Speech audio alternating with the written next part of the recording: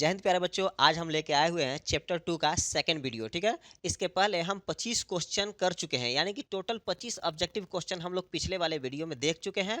ठीक, अब हम आगे देखने वाले हैं लगभग 30 या 35 क्वेश्चन। ठीक है, तो चलिए देखते हैं और शुरुआत करते हैं क्वेश्चन नंबर 26 से, क्योंकि 25 तक हम लोग पहले वाले वीडियो में देख चुके हैं, तो आप लोग प्ले लिस्ट में जाके देख सकते हैं।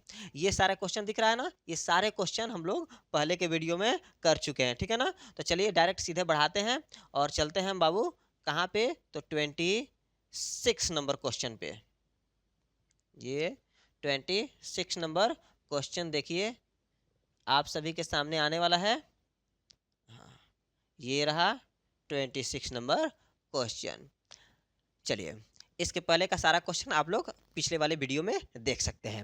बोल रहा है कि अम्लीय विलयन का पीएच मान होता है, अम्लीय विलयन का पीएच मान होता है, तो अम्लीय विलयन का पीएच मान 7 से कम होता है। ठीक है ना, कोई भी विलयन अम्लीय प्रवृत्ति का होगा तो उसका पीएच मान 7 से कम होगा, और भस्मीय या क्षारीय प्रवृत्ति का होगा तो उसका पीएच मान 7 से अधिक होगा, और यदि उदासीन होता है तो उसका पीएच मान 7 रहेगा। ठीक है, अब आइए क्वेश्चन नंबर 27 देखते हैं। ये रहा क्वेश्चन नंबर 27। बोल रहा है किसी विलयन का उपयोग दीवारों पर सफेदी करने के लिए किया जाता है, यानी कि किसी विलयन का उपयोग दीवार को सफेदी यानी कि रंगाई के लिए किया जाता है, तो उस विलयन का नाम क्या है? तो देखिएगा बाबू, CaOH का होल ट्वाइस, CaOH का whole twice, option B, option B का उपयोग किया जाता है घरों की रंगाई या पुताई करवाने के लिए। ठीक है, अब आते हैं क्वेश्चन नंबर 28 की तरफ। क्वेश्चन 28, इसको आप लोग वॉच लेटर में सेव कर लीजिए, ताकि जब भी इसको देखना हो तो आप आसानी से इसे देख सके, ढूंढना ना पड़े। ठीक है, चलिए, बोल रहा है क्वेश्चन नंबर 28 कि ऑक्सैलिक अम्ल का प्राकृतिक स्रोत निम्नलिखित में से कौन है? ऑक्सैलिक अम्ल का प्राकृतिक स्रोत निम्नलिखित में से कौन सा है? तो टमाटर है। टमाटर में ऑक्सैलिक अम्ल पाए जाते हैं, ये प्राकृतिक स्रोत है। टमाटर ऑक्सैलिक अम्ल का प्राकृतिक स्रोत है। अब आइए देखा जाए क्वेश्चन नंबर 29। क्वेश्चन नंबर 29, ये रहा क्वेश्चन नंबर 29। बोल रहा है कि एसिट्रिक अम्ल का आईयूपीएसी नाम है, एसिट्रिक अम्ल का आईयूपीएसी नाम होता है एथेनोइक अम्ल, एथेनोइक अम्ल होता है। ठीक है ना, बोल लगा रहा है एसिट्रिक अम्ल का आईयूपीएसी नाम है, तो एसिट्रिक अम्ल का आईयूपीएसी नाम है एथेनोइक अम्ल, ऑप्शन ए। अब आइए देखते हैं क्वेश्चन नंबर 30।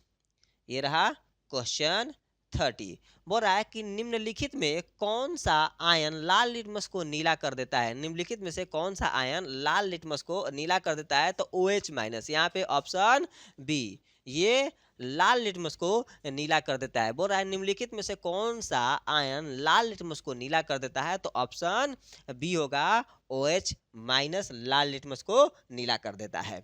चलिए, अब आते हैं क्वेश्चन नंबर 31 की तरफ। क्वेश्चन 31, ये रहा क्वेश्चन 31, देखिएगा। बोल रहा है कि ऑक्सैलिक अम्ल का प्राकृतिक स्रोत है, ऑक्सैलिक अम्ल का प्राकृतिक स्रोत है तो टमाटर है। ये क्वेश्चन शायद रिपीट हो गया है 2 बार। ऑक्सैलिक अम्ल का प्राकृतिक स्रोत टमाटर है। ठीक है ना, ये क्वेश्चन 2 बार रिपीट हो गया है। चलिए, अब देखते हैं नेक्स्ट क्वेश्चन, क्वेश्चन नंबर 32। बोल रहा है प्रबल अम्ल के जलीय विलयन में किसका अधिक होता है, यानी कि प्रबल अम्ल के जलीय विलयन में कौन अधिक मात्रा में पाया जाता है? क्या अधिक मात्रा में पाया जाता है? तो H+ आयन। देखिए, प्रबल अम्ल रहेगा ना तो उसमें H+ आयन अधिक मात्रा में पाया जाएगा। क्या बाबू? यदि प्रबल अम्ल रहता है तो उसमें H+ आयन की मात्रा अधिक होती है। अब आइए देखते हैं क्वेश्चन नंबर 33। क्वेश्चन नंबर 33 बोल रहा है कि लाल पत्ता गोभी उदाहरण है, लाल पत्ता गोभी उदाहरण है। तो देखिए, लाल पत्ता गोभी जो है ना प्राकृतिक सूचक का उदाहरण है। किसका? प्राकृतिक सूचक का उदाहरण है। लाल पत्ता गोभी प्राकृतिक सूचक का उदाहरण है। अब आइए देखा जाए नेक्स्ट क्वेश्चन 34। बोल रहा है कि उदासीनीकरण अभिक्रिया में निर्माण होता है, उदासीनीकरण अभिक्रिया में निर्माण होता है। तो देखिएगा उदासीनीकरण अभिक्रिया में जल तथा लवण का निर्माण होता है। किसका? जल तथा लवण का निर्माण होता है। तो ऑप्शन हो जाएगा बी, उदासीनीकरण अभिक्रिया में जल तथा लवण का निर्माण होता है। याद करके एकदम सारा चीज को रखना है। चलिए ठीक है, अब देखते हैं क्वेश्चन नंबर 35। क्वेश्चन 35 ये रहा क्वेश्चन 35। बोल रहा है कि कोई विलयन नीले लिटमस पत्र को लाल कर देता है तो इसका पीएच मान संभवतः होगा। कोई नीले लिटमस पेपर को लाल कर देता है तो वह अम्लीय प्रवृत्ति का होगा और अम्ल का पीएच मान हमेशा 7 से कम होता है। तो यहाँ पे एक ही ऑप्शन है जो कि 7 से कम है। तो ये कौन सा हो जाएगा? पीएच मान 5 हो जाएगा। ठीक है ना। कोई विलयन नीले लिटमस पे पत्र को लाल कर देता है तो इसका पीएच मान संभवतः होगा 5। ठीक है, ऑप्शन ए। अब देखते हैं 36 नंबर क्वेश्चन। क्वेश्चन नंबर 36 बोल रहा है कि शुद्ध जल का पीएच मान होता है। तो शुद्ध जल का पीएच मान होता है बाबू 7। शुद्ध जल का पीएच मान 7 होता है। ठीक है ना। चलिए अब देखते हैं क्वेश्चन 37। क्वेश्चन 37 याद हो गया होगा, शुद्ध जल का पीएच मान 7 होता है। अब आइए देखा जाए क्वेश्चन 37।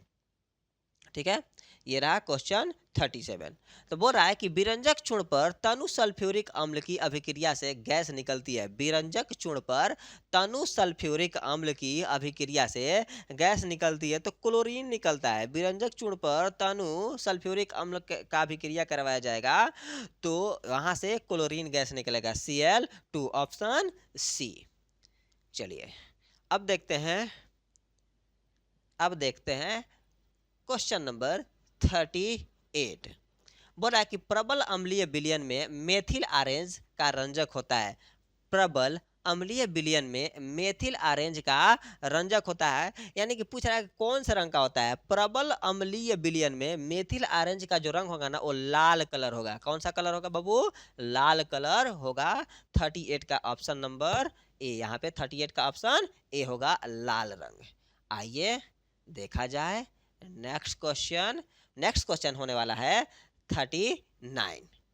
ये रहा 39। बोल रहा है किसी विलयन का पीएच मान 4 है, इसमें उपस्थित हाइड्रोजन आयन सांद्रता है। क्या? किसी विलयन का पीएच मान 4 है तो इसमें उपस्थित हाइड्रोजन आयन का सांद्रता होगा 1 × 10⁻⁻4 मोल पर litre. Option A, option A होगा 10⁻⁻4 मोल पर लीटर होगा। ठीक है ना। यहाँ पे देख लीजिएगा, जब विलयन में पीएच मान 4 होगा तो उसका सांद्रता कितना होगा? 10⁻⁻4 मोल पर लीटर। अब आते हैं क्वेश्चन नंबर 40 की तरफ। ये रहा 40 नंबर क्वेश्चन। बोल रहा है कि सल्फ्यूरिक अम्ल का अणुसूत्र होता है। सल्फ्यूरिक अम्ल का अणुसूत्र होता है, याद करके रखना है बाबू। सल्फ्यूरिक अम्ल का अणुसूत्र होता है H2SO4, ऑप्शन बी, H2SO4। ठीक है ना। सल्फ्यूरिक अम्ल का अणुसूत्र क्या होगा? तो सल्फ्यूरिक अम्ल का अणुसूत्र होगा ऑप्शन बी, H2SO4। दिख रहा है ना, H2SO4। अब आइए देखते हैं नेक्स्ट क्वेश्चन, क्वेश्चन नंबर 41। ये रहा 41। बोल रहा है कि एसिटिक अम्ल में अम्लीय हाइड्रोजन परमाणुओं की संख्या होती है। एसिटिक अम्ल में अम्लीय हाइड्रोजन परमाणुओं की संख्या होती है तो 1 होता है। हाइड्रोजन परमाणु की संख्या 1 होता है। ठीक है ना। बोल रहा है कि एसिटिक अम्ल में अम्लीय हाइड्रोजन परमाणुओं की संख्या कितनी होती है? तो परमाणुओं की संख्या 1 होता है। चलिए अब आते हैं क्वेश्चन नंबर 42 की तरफ। बोल रहा है निम्नलिखित में कौन अम्ल है? निम्नलिखित में कौन अम्ल है? ठीक है ना। तो यहाँ पे देखिए CaO, KOH और यहाँ पे NaCl, ये कोई भी अम्ल नहीं है। यहाँ पे है HCl। HCl जो है एक प्रबल अम्ल है। HCl क्या है बाबू?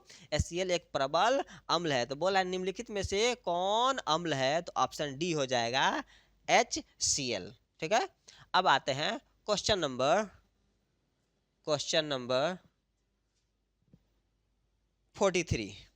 बोल रहा है कि तनु HCl का पीएच मान होगा। तनु HCl का पीएच मान होगा। तो देखिए अभी थोड़ी देर पहले बताए थे पिछले वाले क्वेश्चन में कि जो HCl है एक प्रबल अम्ल है। तो HCl प्रबल अम्ल है, यानी कि उसका पीएच मान यहाँ पे 1 होगा। ठीक है ना, ऑप्शन डी। पीएच मान कितना होगा, पीएच मान 1 होगा। अब आते हैं नेक्स्ट क्वेश्चन, क्वेश्चन नंबर 44 की तरफ। बोल रहा है निम्नांकित में कौन क्षारीय ऑक्साइड है, निम्नांकित में कौन क्षारीय ऑक्साइड है। तो यहाँ पे देख लीजिए, यहाँ पे Na2O, Na2O ये है क्षारीय ऑक्साइड। क्या बोल रहा है, निम्नांकित में कौन क्षारीय ऑक्साइड है। तो ऑप्शन नंबर डी जो है Na2O ये है क्षारीय ऑक्साइड। चलिए नेक्स्ट देखते हैं क्वेश्चन नंबर 45।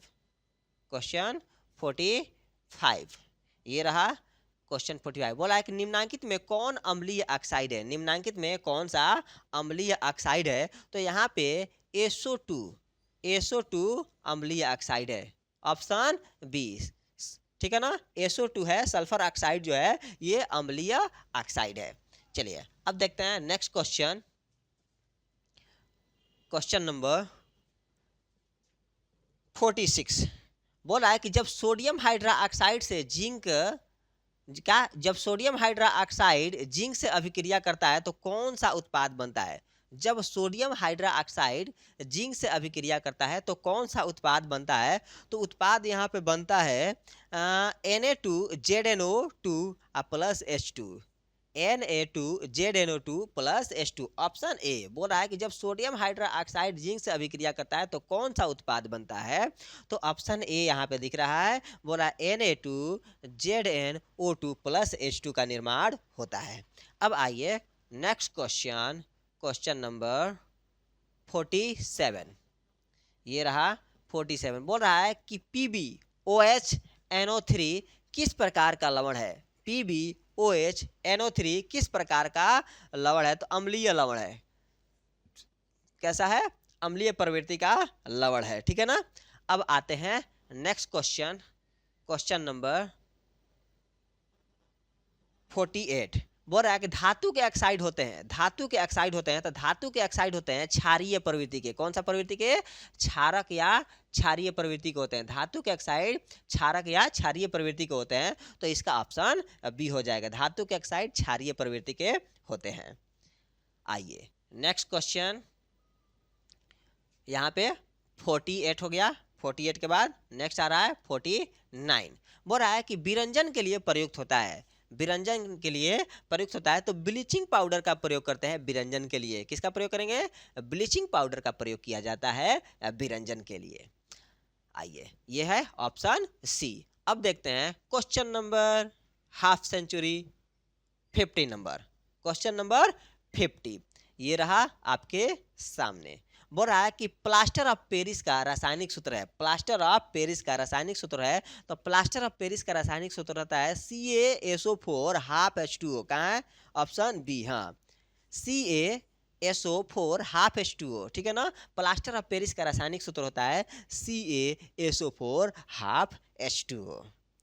अब देखते हैं नेक्स्ट क्वेश्चन, क्वेश्चन नंबर 51 ये रहा क्वेश्चन नंबर 51। बोल रहा है बेकिंग पाउडर का अणुसूत्र है, बेकिंग पाउडर का अणुसूत्र है, बेकिंग पाउडर का अणुसूत्र होता है NaHCO3, NaHCO3, ऑप्शन सी है। बेकिंग पाउडर का अणुसूत्र है NaHCO3, NaHCO3, ऑप्शन सी। अब देखते हैं क्वेश्चन नंबर 52 ये रहा।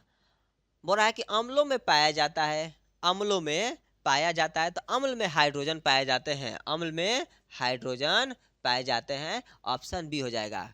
क्वेश्चन क्या है कि अम्लों में पाया जाता है। तो यहाँ पे ऑक्सीजन है, हाइड्रोजन है, कैल्शियम है और नाइट्रोजन है। तो अम्ल में पाया जाता है हाइड्रोजन, ठीक है, ऑप्शन बी। अब आते हैं नेक्स्ट क्वेश्चन, क्वेश्चन नंबर 55 के तरफ। ये रहा, बोल रहा है कि पीएच में पी सूचक है, पीएच में पी सूचक है, यानी कि पीएच में जो पी है ना उसका क्या मतलब होता है। तो ये है पुषांग, पुषांश, पुषांश यानी कि पोटेंस, पी फॉर पोटेंज होता है, इंग्लिश में पोटेंज होता है, जिसको हिंदी में बोला जाता है पुषांश बोला जाता है, ठीक है ना। चलिए अब आते हैं नेक्स्ट, नेक्स्ट हो गया 54 नंबर क्वेश्चन। ये रहा 54। बोल रहा है कि एसिटिक अम्ल का प्राकृतिक स्रोत है। तो एसिटिक अम्ल का प्राकृतिक स्रोत है सिरका, एसिटिक अम्ल का प्राकृतिक स्रोत सिरका है। ऑप्शन बी बोला है कि एसिटिक अम्ल का प्राकृतिक स्रोत है, तो एसिटिक अम्ल का प्राकृतिक स्रोत ऑप्शन बी होगा सिरका। अब आइए नेक्स्ट क्वेश्चन देखा जाए, क्वेश्चन नंबर 55। ये रहा, बोला है कि हमारे पेट अर्थात उदर में कौन सा अम्ल उत्पन्न होता है। तो हमारे पेट अर्थात उदर में हाइड्रोक्लोरिक अम्ल उत्पन्न होता है, HCl। हाइड्रोक्लोरिक अम्ल जिसको बोला जाता है HCl, ठीक है ना। तो ऑप्शन सी हो जाएगा, हाइड्रोक्लोरिक अम्ल हमारे पेट में उत्पन्न होता है, जो कि भोजन के पाचन के लिए काफी ज्यादा उपयोगी होता है। अब आइए नेक्स्ट क्वेश्चन, ये रहा क्वेश्चन नंबर 56। बोल रहा है कि धोने का सोडा का रासायनिक सूत्र है, धोने का सोडा का रासायनिक सूत्र है। तो धोने का सोडे का रासायनिक सूत्र रहता है Na2CO3 10H2O, Na2CO3 10H2O। Option A हो जाएगा, धोने के सोडा का रासायनिक सूत्र होता है Na2CO3 10H2O। चलिए, ये 56 क्वेश्चन कंप्लीट हो गया। अब हम लोग देखेंगे नेक्स्ट वाले चैप्टर का वीडियो, ठीक है ना। तब तक के लिए बने रहिए और एग्जाम की बढ़िया से तैयारी करते रहिए, ताकि आप अच्छे नंबर स्कोर कर सकें अपने एग्जाम में, ठीक है। तब तक के लिए धन्यवाद।